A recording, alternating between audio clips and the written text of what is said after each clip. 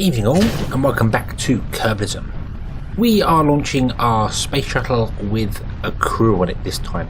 There have been a few changes to it, and we've ditched the nuclear reactor and gone solar for it because I needed space for the science equipment. It didn't have any at all when I was doing the testing. That was kind of the purpose of it. It was originally going to go out of Kerbin's sphere of influence to gain all the science it could and then come back again. Obviously, if I'm going to use it for tourists, I might put the nuclear reactor back into it because that probably makes more sense. But anyway, it now has material bay and goo containers, all that sort of jazz on it. We're taking up our least trained crew, so everyone that has got the lowest ranking of experience. Hopefully this will give them a fair bit of experience. If I can get a flyby Mimbus or the moon of the way, that'll give them a boost as well, so everything will be awesome in that perspective. All we need to do is get this up into orbit and rendezvous with our station to refuel it. And by the magic of video editing, here we are at our station. I've used an awful lot of fuel getting here, to be honest with you. I still haven't got the launches good yet. It's better, it's straighter, but it's not quite 90 degrees yet, so I'm having to correct stuff as I go. It's just a bit unstable. I'm not really sure how I can get it better. You'd have seen in the footage when I launched this one here that I turned the gimbal off on the engine. I think that helped during launch, and then turn it back on again when I'm in space. Anyway, we need to dock to this. The problem, we have a docking port right here that is a standard docking port, and we don't have any on the station. We have no standard docking ports. We actually had to steal one out here for this part here. So I'm thinking of grabbing that docking port there that's not used and putting it down here somewhere, along here. So we just got somewhere else to dock. So to do that, we need to grab an engineer. And Valnard, you are going to be our engineer for the moment. Whip that there. Don't believe you can put them in your inventory. I think they're too big. Let's try. Ooh. No, it's too big. Right. I'm going to have to find a way getting that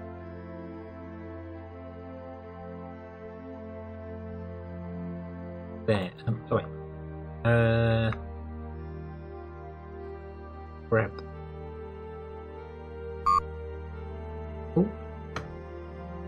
I can't grab it and fly away. No. Okay.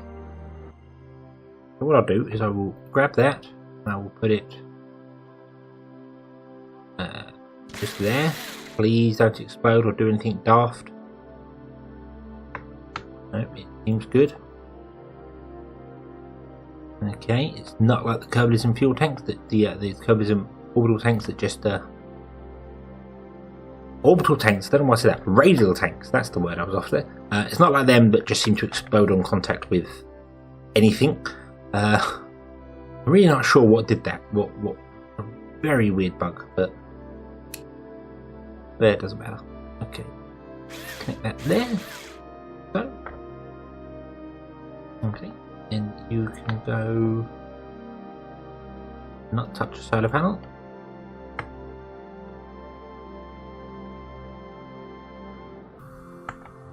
Grab that and you can board into there. Okay, now we just need to dock this, so let's retract our solar panels.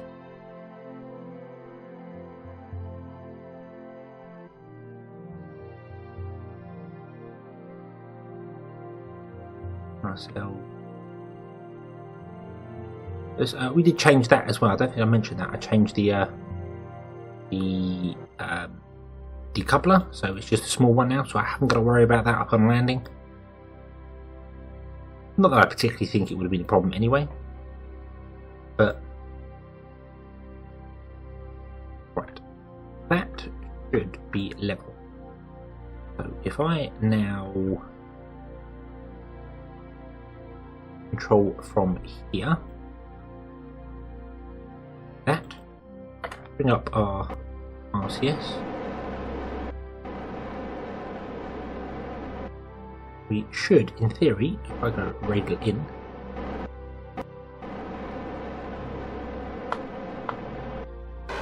should be able to just line these two up and dock it via the manoeuvres.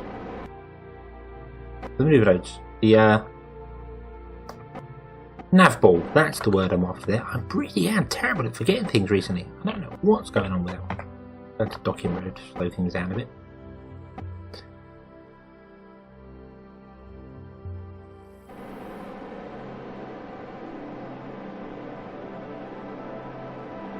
Gone past the target, that's not brilliant. Whoa! Whoa!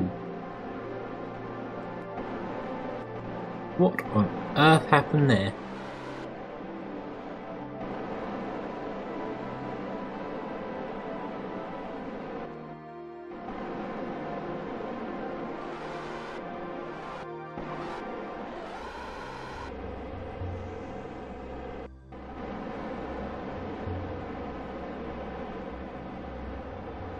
It was very strange. I wonder what happened there. Did we get... it is at a weird angle. It might have just been a case of the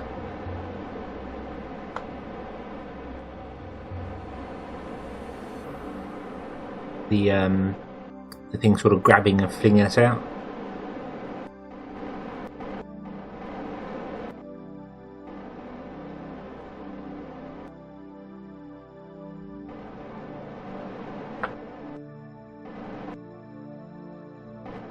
Okay, so a bit slower this time.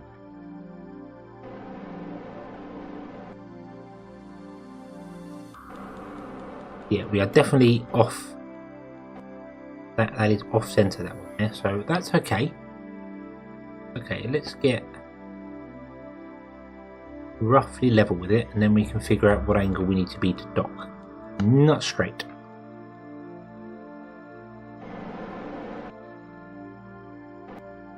Okay. Something.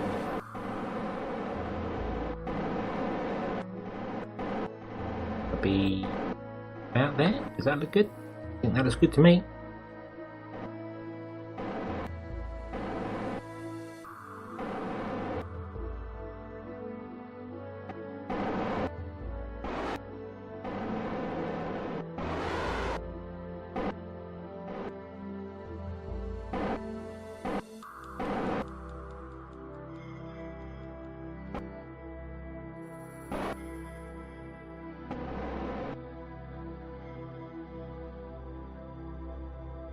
Okay, so turn off the SAS and RCS and let the magnets do their job, and we are connected. Awesome. Awesome. I really do like those magnets. They are fantastic.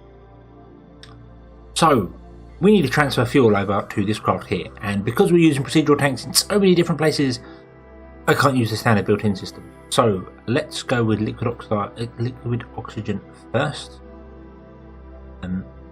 You and you.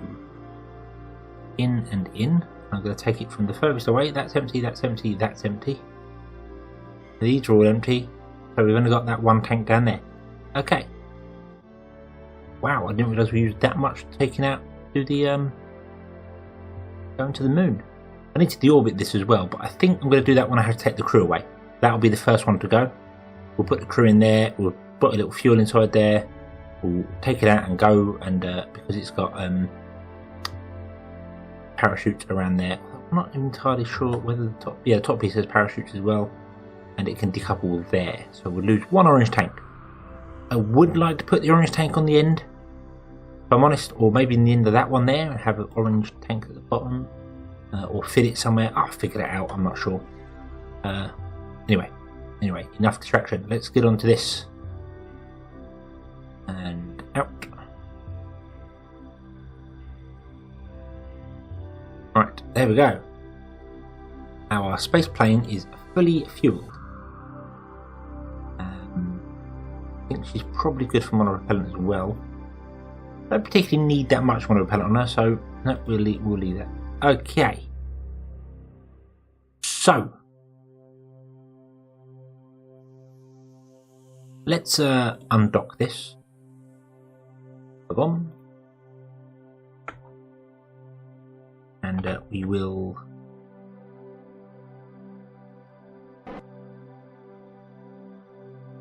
I'm going to say float away, but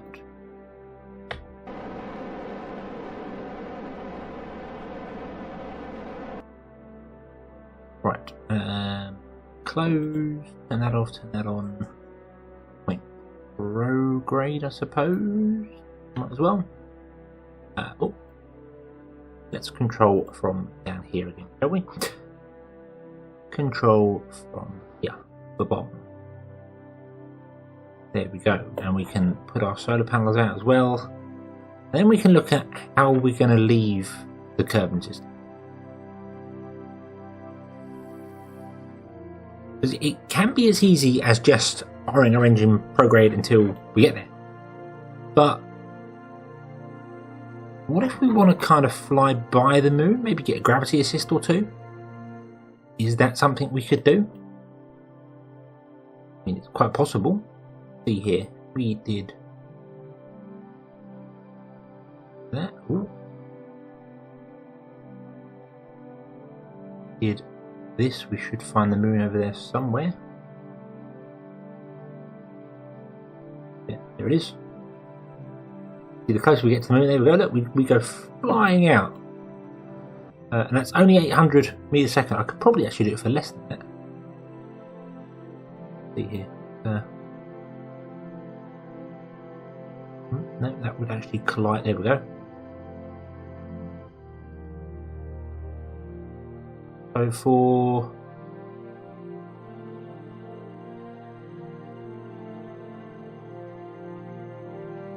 $850 meters a second, we could do a flyby of the moon. A very close periapsis.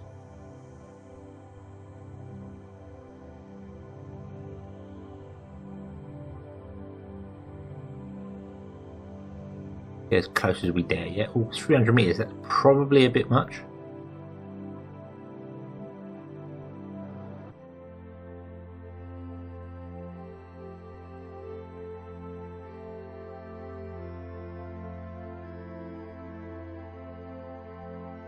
Right, I think that's about as good a gravity assist as we can get.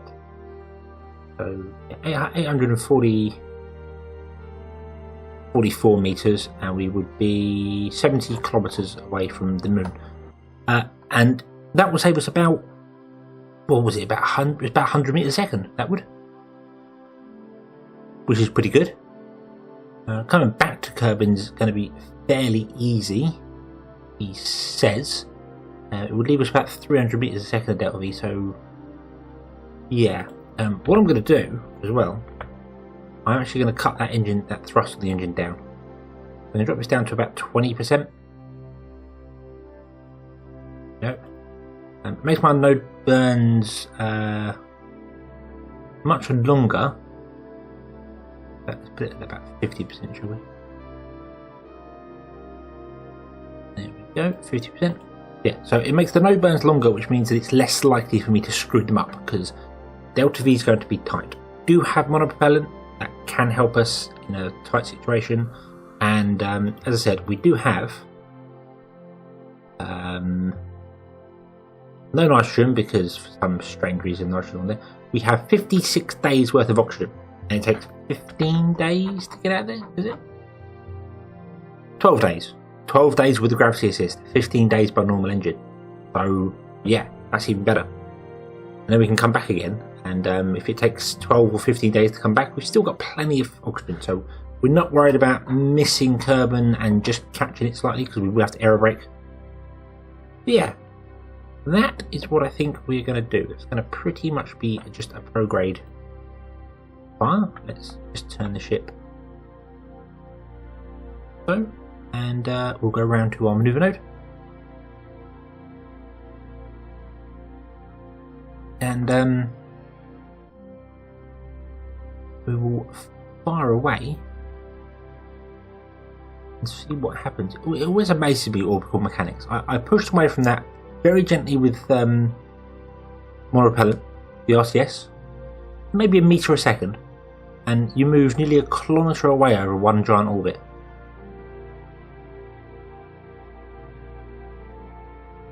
Always fascinated me, that. Okay. Yep, because for some bizarre reason this system doesn't just use pitch to turn around, it has to use yaw and rotate stuff, and I don't understand why it does that. Nah, doesn't particularly matter.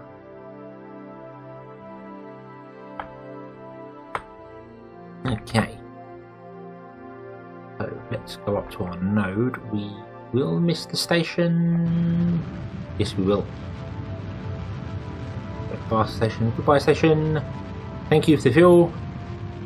We'll see you in about a month. Maybe.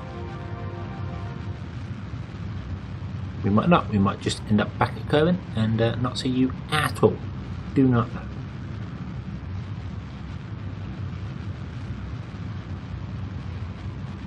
Yay. Even the sky there. Right. Let's have a look at our map here.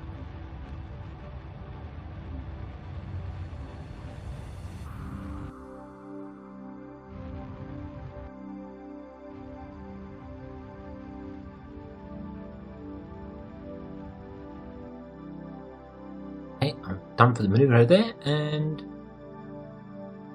we are going to exit in 10 days. Let's get an even higher gravity assist. Of course, the drawback to that is that we're going to be flying out at a much higher pace, which means that we're going to have to use more fuel to slow down when we get out of there.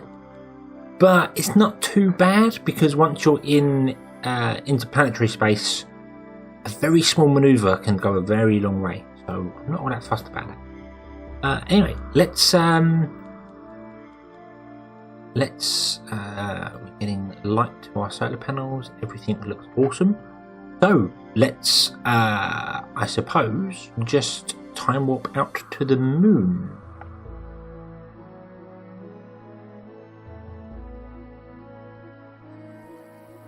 And I was really worried about the batteries running out there, and it turns out that the major warning I got was nitrogen. So. We did spend a lot of time behind the moon. The maneuver node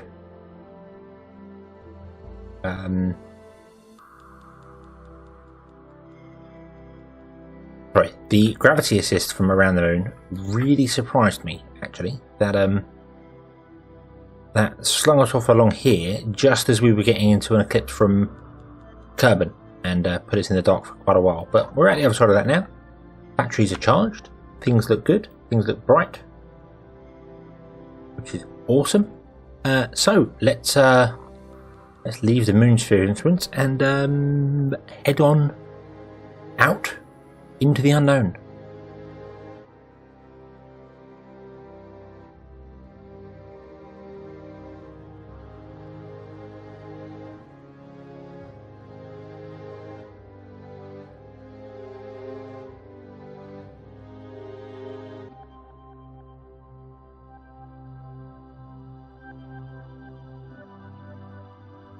So we're a little over 2 hours away from our Kerbin escape, which would be awesome. We'll be able to come out, and I think that might be a re-entry point when we'll actually automatically go back into the Kerbin sphere of influence, which is cool. That would be quite useful, it is. But interestingly, something here. Can you see that? Something in there. I don't know what it is. It's an object in space. It looks kind of like the moon. So I don't know whether it's just a graphics glitch or whether it's an asteroid that's coming by. I don't actually have the ability to track asteroids in my observatory.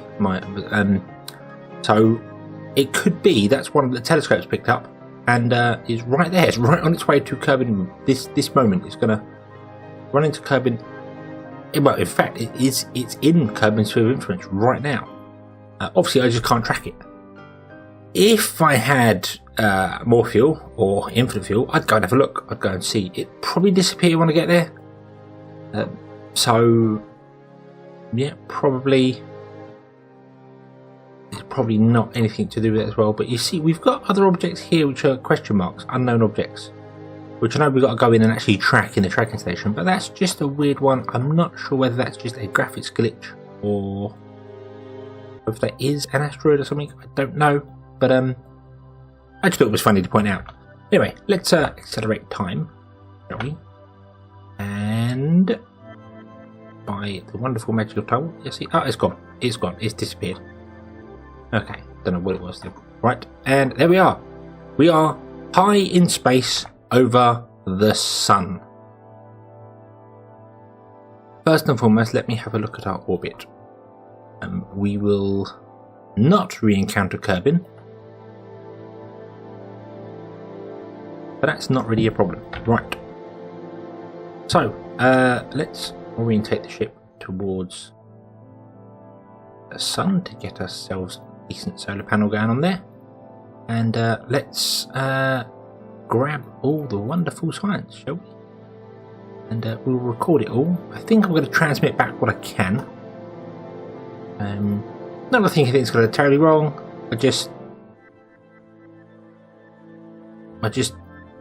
I'm not sure what's going to happen. And it doesn't matter who goes on a spacewalk, because when one person does it, they all get it. So I think Phobart Kerman, she is technically level 2, but she's just dinged level 2. Literally just absolute dinged level 2. The vessel's science returns is 100%. I did not know they had stats to do that sort of thing. Awesome. Okay.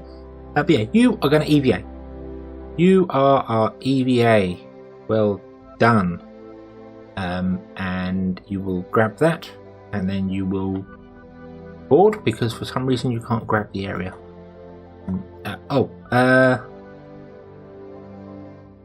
Then I think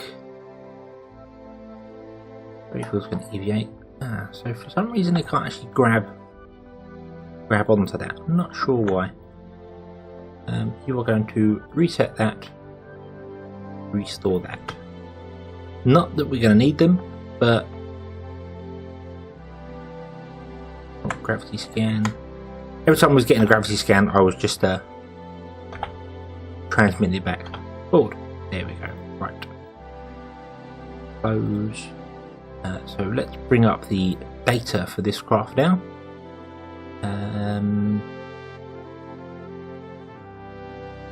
Oh, did I tell it to transmit? Did I tell everything to transmit back, or was it just automatically doing that?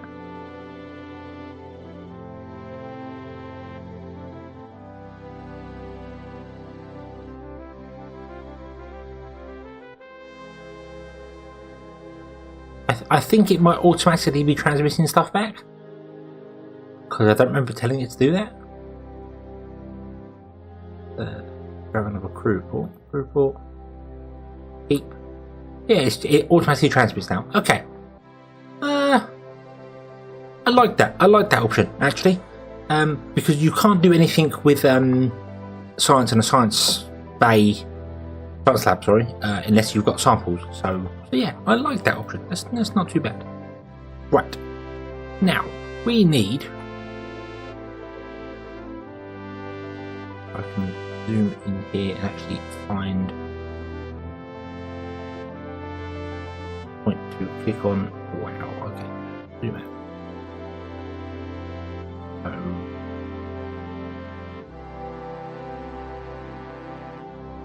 Amoeba. I want to slow down.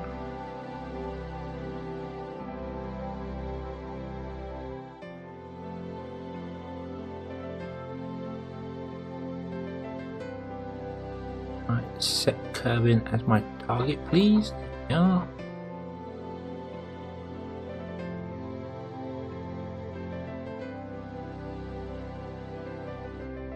There we go. We can get an encounter.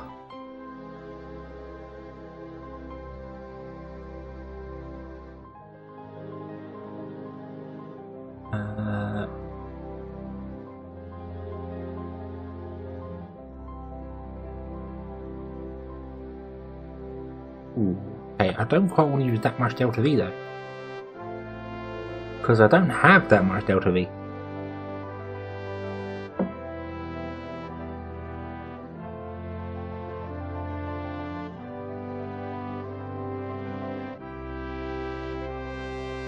This is a little concerning. Can I get an encounter doing that?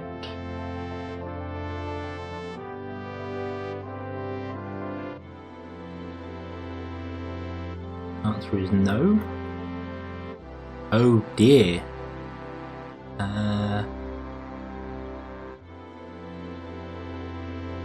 If I could just stop dead, I would get an encounter with Kerbin.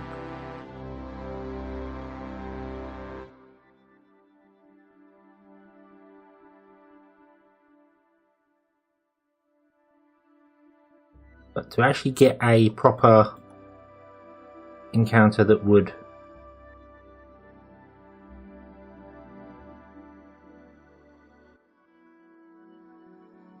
get me home, I am looking at an awful lot of Delta V. Yeah,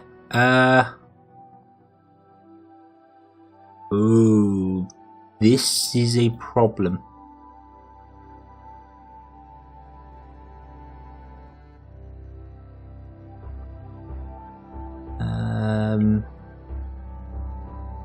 Let's see here. Can I get any? I can only do. Can't even do 200 meters a second.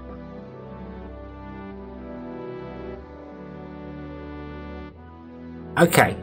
This is worrying. This is worrying. I think what I'm going to do. I'm going to turn these two onto fore and aft by throttle. I'm going to shut down the main engine there, and I will burn all my monopropellant off, slow me down a little bit and see what happens, and then try and figure out a maneuver node to get me